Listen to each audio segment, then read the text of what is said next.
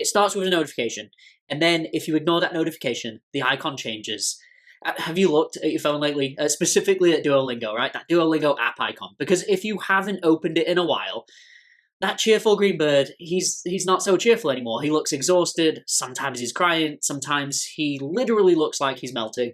And it's not a glitch, it's part of a multi-billion-dollar psychological experiment. And that psychological experiment we're going to talk about today. So welcome to Tech Breakdowns. My name is Ash Anderson, and we're going to talk all about Duolingo. We will cover the business side of Duolingo, we'll talk a little bit about the investing side, we'll talk about some lessons you can learn. So yeah, let's dive right in.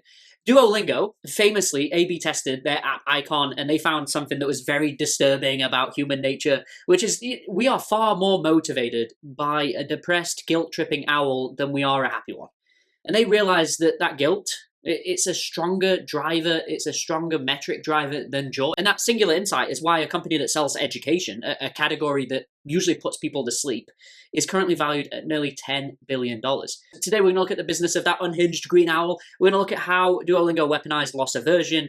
And we're going to look at what is a business that Duolingo has that's really tackling like a hidden monopoly. It's built right under our noses and has absolutely nothing to do with teaching you Spanish. And then we will take a look at an existential crisis that is facing the stock, which is, in a world of perfect AI translation, does anyone actually need to learn French? So let's start with the mechanics. If you go to Reddit, you'll find people with Duolingo streaks that are deep into the thousands. I spoke to someone just the other day that had over 1,000 on Duolingo, but do they speak that language? No. Are they happy with the application? Yes. But yeah, we're talking about people that have been users, been checking into this app every day since Barack Obama was president, and he's not been president for a very long time. This shouldn't be happening. Education apps are supposed to be boring. Everybody wants to speak a language, but nobody actually wants to do the verb conjugations. Usually that moment you stop feeling progress is the moment that you delete the app. But Duolingo has cracked the code. They haven't solved language learning, but they have solved quitting. They realized early on that if they tried to be Rosetta Stone, they would fail. So they decided to model themselves after Instagram and TikTok instead. It's about the dopamine loop. You take that bite-sized quiz, it takes just 2-3 minutes, you get a badge, the owl tells you you're awesome, you feel good, but then the second you start to slip, the vibes change. The owl, he gets depressed. The notifications, they turn aggressive. And yeah, their data team actually found that the highest performing push notification was essentially a breakup text that reads like, these reminders didn't seem to be working, so we'll stop sending them for now. It makes people come back. It's just classic reverse psychology, and it turns out it works. And this is where the economics come into it, right? That's called loss aversion. Loss aversion is a concept in behavioral economics that says humans hate losing about twice as much as they enjoy winning. We'll do anything. We'll do irrational things just to avoid losing status or losing a streak. And you can see this not just in Duolingo, but in other walks of life as well, right? In airlines, they do it with status tiers. There are people that book flights to nowhere, just a round-trip flight. It's December right now. There will be people booking round-trip flights this month just to keep their status on an airline. Spotify does it with Wrapped. Wrapped is, it came out literally today as I'm recording, but it's something that you share with everybody else that has Spotify, and you feel a loss if you can't be a part of that. But Duolingo is the only one, at least that I've found, that does it under the cover of education. But yeah, the dirty secret is that there's this running joke, right? That Duolingo users care more about the streak than the language itself. And the data actually suggests that they might be right. If you look at efficacy reports, to get to an intermediate level in a language, something like Spanish, which is considered easy for an English speaker, but if you look at these efficacy reports, to get to that intermediate level, holding a conversation, you need about 300 to 400 hours of study.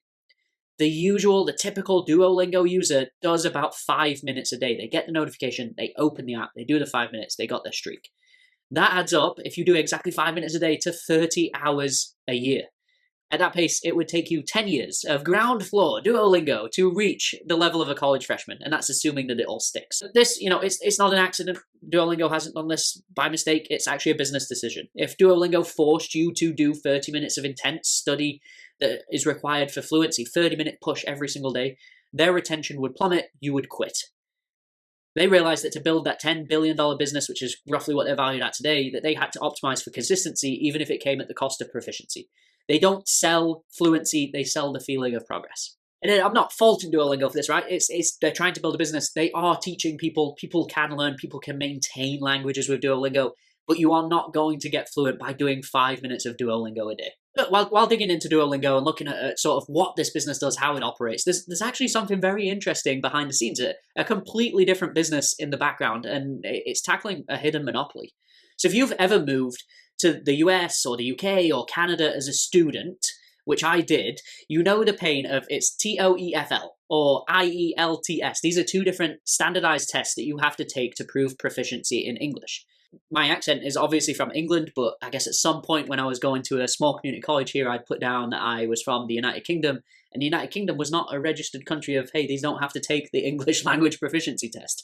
I got through that. I did not have to do the test. But for a lot of people, right, this is something that they have to do.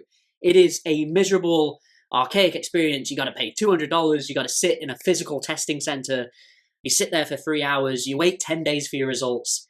It is literally like a classic toll booth business. High friction, high cost, zero choice. And the company behind it, TOEFL, it's probably TOEFL, sounds better, TOEFL, generates over $1 billion from this monopoly.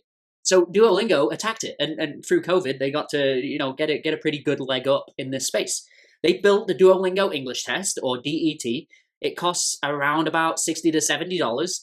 You can take it from your bedroom. I got a computer behind me. I could take the Duolingo English Test right now for a cost of $70.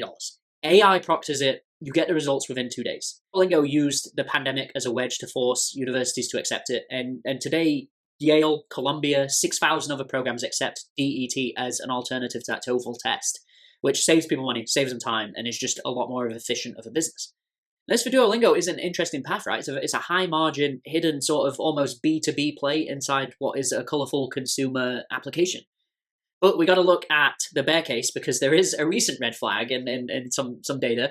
In Q3 of 2025, Duolingo's most recent quarter, the app itself grew by 40%, but revenue from the English test, it dropped. So I'm saying this is like a good business, but also it's not been good recently. Independent analysis showed that test volumes were down by about 17%. I believe revenues were down by 11%. If you look at the why, right, the macro environment around the world is shifting. The United States is limiting visas. People are choosing not to come to the US to do their education. The same story is happening in Canada and the UK, where both Canada and the UK are tightening student visa rules. So the total addressable market for English testing is shrinking for the first time in years. But this leaves Duolingo with a massive choice. Do they accept that this test is just a niche product, or do they go after it? I mean, think about it. Why do we still go to physical testing centers for these professional certifications? Why do we take the SATs on paper? Duolingo has built this anti-cheating AI infrastructure, and if they pivot this technology to proctor any test, like Spanish language tests, or the SATs, or any of these professional certifications, they could become like this global verification layer for the internet. And that's a bull case that's behind the scenes here at Duolingo. That's a behind the scenes thing, right? Let's talk about why you know what Duolingo is. Because you don't know them because of the English test. You might not have even used the app, but you've probably still heard of it. And you know them because of TikTok.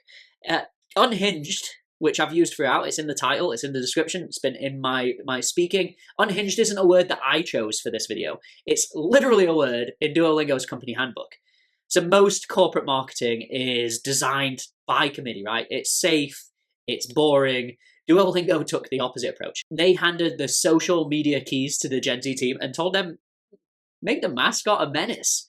And there is a line in their brand guidelines that says, he's cute, he's cuddly, but he's also willing to temporarily relocate your family to ensure you finish your lessons.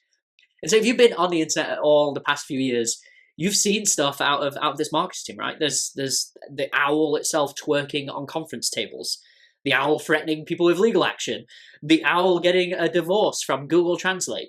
They treat Duo, which is the name of the owl, they treat him like a reality TV star, not just a logo, and this strategy prints money.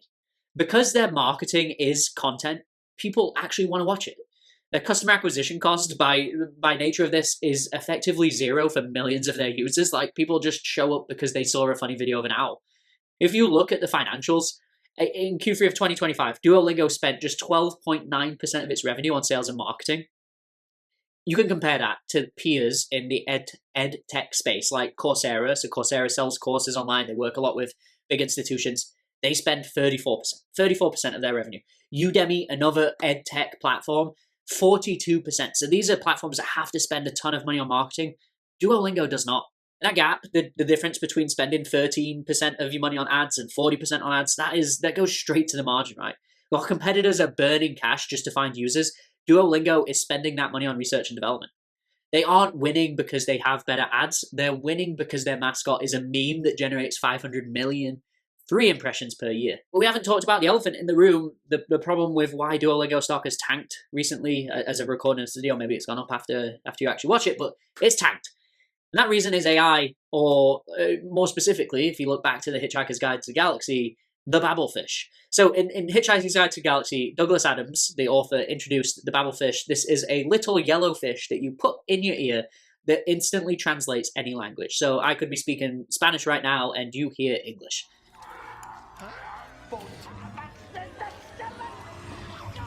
We have unwittingly picked up a couple of... For 40 years, that technology was sci-fi. It was for, hey, it will come one day, but it's starting to appear with the advent of AI and Google Buds and all that sort of stuff. And today, it's a terrifying reality for Duolingo shareholders. So yeah, in that world where I can pop in Google Buds or Apple AirPods or whatever it ends up being, and I can instantly hear Japanese translated into English, does anybody actually need to learn Japanese? And that's a very tough question to answer, which goes, I think, outside the bounds of a tech YouTube. It's probably more of like a humanity and an existential YouTube video. But the answer to it, right, depends on whether humans as a whole view language as a utility or a hobby. I mean, if language is a utility, it's just a tool that we use to order a beer or to find a bathroom, then AI wins. The survival market for language learning evaporates overnight. Nobody would need it to survive. You just pop in your buds and you know what's going on. But on the flip side, like, consider something like the calculator. The calculator came out, I don't know when, but a calculator came out one day. Did we stop teaching math when that pocket calculator arrived? No. The reason we learned math changed. And we stopped learning long division to calculate taxes, and we started learning how numbers work. Math shifted from a tool to like a more cognitive exercise. And that same thing might happen here with language learning. It could move from a career necessity to a brain game similar to chess. The problem for Duolingo, the problem for the business, right, is that the market for career necessities is massive. The market for brain games is rather niche. And if Duolingo becomes just a Sudoku for foreign words, then their total addressable market collapses. But they're not dumb. I'm not the first one to say this. Everybody knows that AI is coming and Duolingo is a nice target for it. They know this. They know that AI is coming. So they're doing 2 things that I see. First, they're using AI to cannibalize their own costs. A CEO recently made headlines for cutting contractors in favor of AI for content generation. This means their cost of producing a new Spanish lesson trending towards 0. A second, and most importantly, is that they're pivoting the company. It's not just a language learning platform. Duolingo has realized, like we've spoke about throughout this video, right, their technology, their proprietary technology isn't language teaching, it's habit formation. They built a universal gamification engine with streaks and leaderboards and gems that can be bolted onto any subject that requires repetitive practice. So if AI kills the need to learn French, they can point the machine at subjects that AI cannot kill or cannot kill as easily, or that people still need to learn. And we're already seeing this, in the last 18 months, they launched math, they've launched music, they've got chess. So there are things now starting to spawn up inside that Duolingo app that did not exist and are not languages. And the good thing is, and I really like this about how they're approaching it, is that everything is inside the Duolingo app. So they're doing this with a super app model. They didn't launch a separate Duolingo math. They didn't launch a separate Duolingo music, a separate Duolingo chess to go die in the app store. They put it inside the application where you already are. So this is a fairly significant moat, right? If you're already there and you're addicted to learning Spanish, or you already know of Duolingo to learn a language and you're going to Duolingo to learn it, you might try a math lesson just for variety. You might dabble in music just for a little bit more variety. And so Duolingo now acquires that math user or that chess player for $0 because you're already there for something else. Competitors like Khan Academy, Masterclass, the Udemys of the world, if they want you to get into another class, generally they have to pay the likes of Facebook or Instagram or some other ad platform to help them find that user. But yeah, if Duolingo pulls this off, they aren't just a language app fighting Google Translate, they become the operating system for learning. They can own that drill down layer, repetitive layer of education. There's things like coding, financial literacy, geography, the standardized test prep. If they can start tackling all those, this becomes a company that survives the AI apocalypse with ease. So this video has already gone probably a little bit too long breaking down Duolingo, but on the stock side, if you're interested in the financials and going a little bit more deeper into the moats, the bull case, the bear case, I have built a financial model that you can see over on techbreakdowns.com. There is also a detailed write-up of everything from this video and a detailed write-up of everything financial about Duolingo. Those are all available for free on techbreakdowns.com. Please go check it out. That would be great. If you liked the video, leave a thumbs up. If you are interested in more companies like Duolingo in the tech space, consider subscribing to the channel. I'll be making more every couple of weeks and they will be right here. But yeah, for now, go check your phone. You probably have a lesson to do and you definitely don't want to see that owl still crying. Thank you for watching. I will see you next time. Have a good one.